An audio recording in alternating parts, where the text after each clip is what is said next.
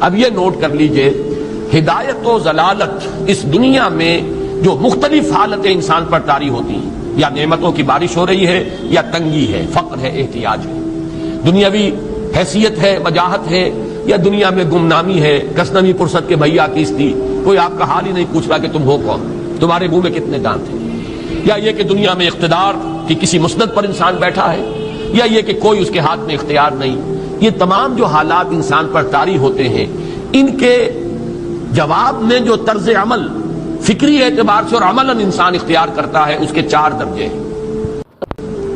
پہلا درجہ ہے انتہائی گمراہی، ضل ضلالا بعیدا۔ وہ کیا ہے؟ اگر عزت ہوئی، نعمتیں ملی، فلاں دیوی یا دیوتا کی نگاہ کرم ہے، اس کی کرپا سے یہ ہو گیا، اور اگر کوئی تکلیف آ گئی، مصیبت آ گئی، معلوم ہوتا ہے کہ فلاں دیوی یا دیوتا ہم سے ناراض ہو گیا، یہ کالی دیوی کی طرف سے کوئی مصیبت آ گئی ہے، یا یہ کہ یہ لکشمی دیوی کی نگاہ کرم ہے کہ ہمیں دولت مل گئی ہے۔ یہ تو ہے شرک۔ شرک ہونے کے اعتبار سے یہ ہے ضل ضلالا بعیدا، انتہائی پستی۔ اس پستی سے اوپر آئیں گے تو توحید کی پہلی منزل ہے۔ عزت دی اللہ نے دی، اگر کوئی تنگی آ گئی، فقر، تکلیف، کوئی ذلت، رسوائی، یہ بھی اللہ کی طرف سے۔ ایک اعتبار سے تو انسان ہدایت پر آ گیا، بڑی گہرائی تھی اس گندگی کی اور اس خباثت کی جو شرک جس کا نام ہے، اس سے انسان نکل آیا، نجاست سے۔ توحید تو ہے، لیکن ابھی اس میں اس کی گمراہی کا ایک ایلیمنٹ شامل ہے، اور یہ گمراہی سے جب تک آگے نہیں آئے گا، اوپر نہیں ابھرے گا، اس کا طرز عمل کیا ہوگا کہ ذرا کچھ مل گیا، عزت مل گئی، پھولے نہیں سما رہے، اب زمین پر قدم نہیں ٹک رہے، گردن اکڑ رہی، کہیں محرومی ہو گئی، کوئی تکلیف آ گئی، کوئی مشقت، فقر آ گیا، اب بجھ کر رہ گئے۔ ان دونوں کیفیات میں انسان کا پینڈولم جو ہے وہ ایکسٹریم کو جائے گا۔ یہ کب ہوگا؟ جبکہ انسان یہ سمجھتا ہے کہ اس دنیا میں جو دولت مل گئی یا عزت مل گئی تو یہ گویا کہ بڑی کوئی قابل فخر شے ہے، اور اگر یہاں پر کوئی تکلیف آ گئی، کوئی مصیبت آ گئی، فقر و فاقہ آ گیا تو یہ گویا کہ بہت ہی اہانت آمیز شے ہے۔ اگر یہ انسان سمجھے گا تو طرز عمل وہ نکلے گا نتیجے کے طور پر جو میں بیان کر چکا ہوں، یہ گمراہی ہے۔ اس گمراہی سے نکلیں گے تو آپ کس مقام پر آئے؟ دوسری منزل ہدایت کی کیا ہے؟ نہ یہ عزت ہے نہ یہ ذلت ہے، دونوں حیثیتیں برابر ہیں کہ یہ امتحان ہے۔ اسی لیے ان دونوں آیتوں میں ایک لفظ قدر مشترک ہے، اذا مبتلاہ فاما الانسان اذا مبتلاہ ربہ فاکرمہ ونعمہ۔ یہ بھی ایک ابتلا ہے، آزما رہا ہے اللہ، کبھی وہ دے کر آزماتا ہے، کبھی چھین کر آزماتا ہے، کبھی فقر و فاقہ سے آزماتا ہے، کبھی وہ کثرت دولت اور کثرت مال سے آزماتا ہے، کبھی وہ صحت دے کر آزماتا ہے کہ یہ قوت اور توانائی اور صحت جو میں نے دی ہے یہ اس میں کیا کرتا ہے، کبھی وہ مرض کے ذریعے سے آزماتا ہے کہ صبر کرتا ہے کہ نہیں کرتا۔ ہمارے لیے شکوہ اور شکایت تو اس کی زبان پر نہیں آ جاتی، نالا اور شیون تو نہیں آ جاتا، تکلیف جھیلتا کہ نہیں جھیلتا، اس میں تحمل ہے کہ نہیں ہے، تو صبر کرتا ہے یا شکر کرتا ہے۔ یہ دونوں کیفیات در حقیقت اس اعتبار سے مساوی ہے، یہ بھی امتحان، یہ بھی امتحان۔ یہ حقیقت جب سامنے ہوگی اب وہ پینڈولم جو ہے وہ بہت کم ہو جائے گا، یعنی انسان میں طبعی طور پر تو ایک اثر ہوتا ہے غیر اختیاری، کسی چیونٹی نے کاٹا آپ کے پاؤں پر، آپ اپنا پاؤں ہٹا لیں گے، اس میں کوئی ارادہ نہیں، یہ ریفلیکس ایکشن ہے، غیر اختیاری فعل ہے۔ اس حد تک تو انسان ضرور متاثر ہوتا ہے، اس سے تو کوئی انسان جو ہے وہ بلندر نہیں ہو سکتا۔ حضرت ابراہیم رضی اللہ تعالیٰ عنہ، حضور کے وہ نومولود فرزند، انتقال جب ہو رہا تھا آپ کی آنکھوں میں آنسو آ گئے۔ اب یہ طبعی اثر ہے، ایک فعل ہے، انفعالی کیفیت ہے جو بالکل طبعی ہے، لیکن یہ نہیں کہ اس کی وجہ سے انسان کی زبان پر کوئی شکوہ آ جائے، کوئی شکایت آ جائے، یہ نہیں ہوگا، یہ ایمان کے منافی ہے۔ اسی طریقے سے اگر کوئی خوشی ہوئی ہے تو چہرے کے اوپر ایک نکھار آ جائے گا، تبسم آ جائے گا، اس سے زائد نہیں۔ اس حد تک تو یوں سمجھیے کہ انسان کا طبعی تقاضا ہے۔ اس سے زیادہ یہ پینڈولم اگر سوئنگ کر رہا ہے تو گویا کہ اس حقیقت سے انسان محجوب ہے کہ یہ بھی امتحان ہے، یہ بھی امتحان، جو ہم سورہ حدید میں پڑھ چکے ہیں۔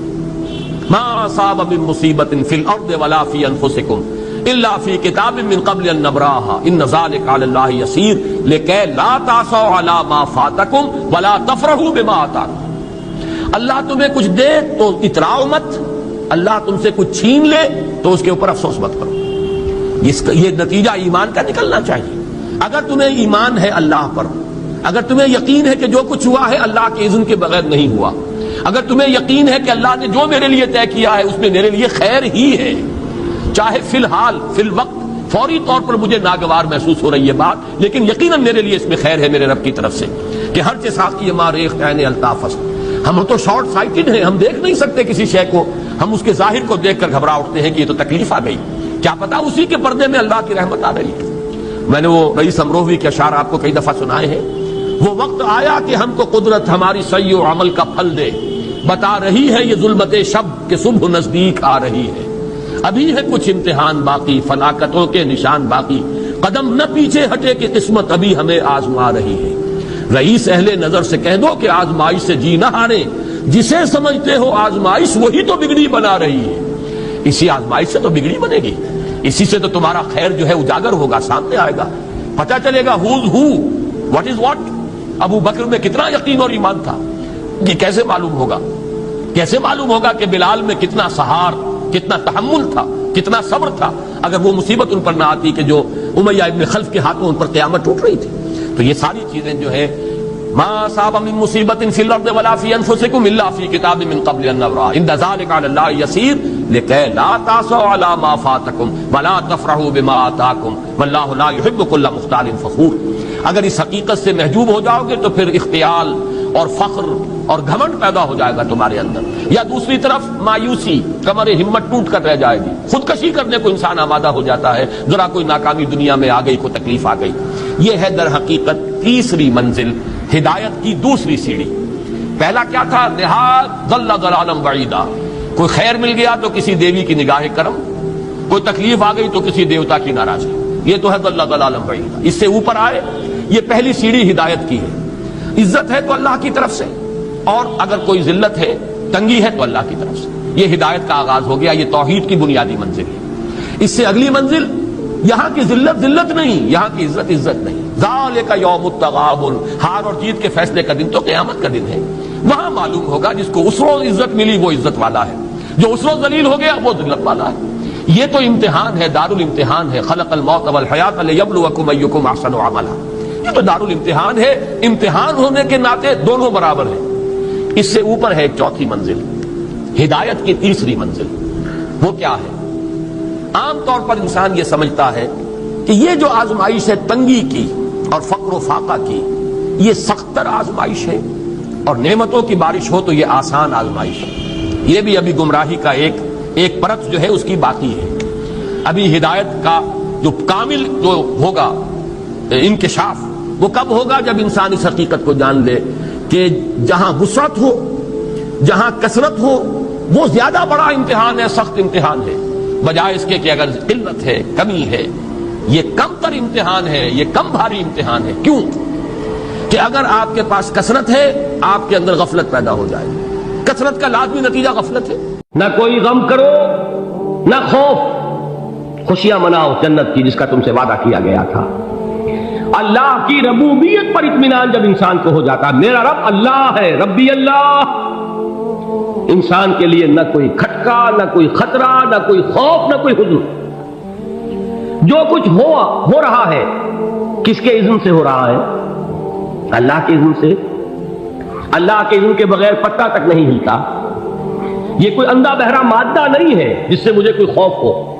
اندھا بھینسا چلا رہا ہو، اس سے تو ڈرنے کا ہر انسان کو ڈرنا چاہیے، نہ معلوم کس کو ٹکر مار دے۔ لیکن نہیں، اس کائنات کو چلانے والا ایک سمیع و بصیر خدا ہے، وہ جو میرا دوست ہے، میرا ولی ہے۔